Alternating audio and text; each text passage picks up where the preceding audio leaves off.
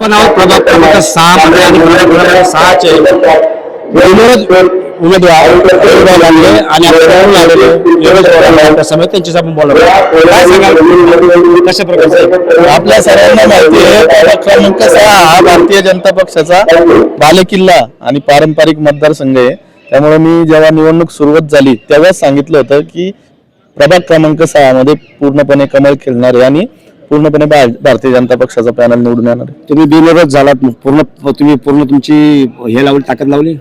हा, माझ्या पद्धतीने मी संपूर्ण प्रयत्न केले. उमेदवारांनीही जे निवडणूक जिंकण्यासाठी प्रयत्न आवश्यक असतात ते मनापासून केले.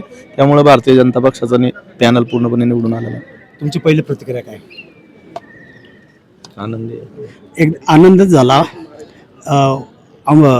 जे आमच्या पॅनलमध्ये होते तिन्ही उमेदवार होते, त्यांनी जीव तोडून मेहनत घेतली. रवी भाऊंची साथ भेटली, वेळोवेळी रवी भाऊंनी बी मदत केली.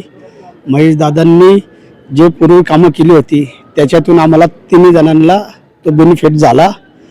आणि याच्यापुढं दादांनी ह्या पॅनलला अगोदरच सांगितलं होतं जो काम करेन त्यालाच तिकीट आहे.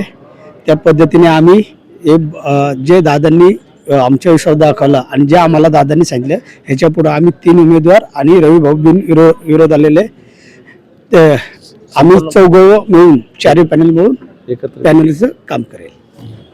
आमदार साहेबांचा जे पॅनल दिलं त्याच्याविषयी काय सांगाल?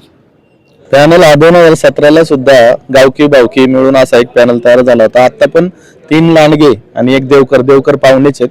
तर ह्या भागात जरी कामगार वर्ग जास्त असला तरी गावकी भावकीचाच प्रभाव आहे आणि सर्वांनी मिळून एकत्रितपणे गावकी भावकीने काम केल्यामुळं हा पॅनल एकदम भौगोलिकरित्या पण चांगला होता. कारण पुन्हा नाशिक हायवेच्या पलीकडं 2 जण कार्यरत आहेत, अलीकडे 2. त्यामुळे मतदारांमध्ये आनंद होता. त्यामुळे हे यश संपादित झालेलं आहे.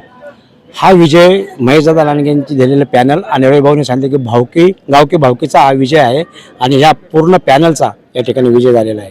रोहित थरगे, ठराव न्यूज, पिंपरी चिंचवड.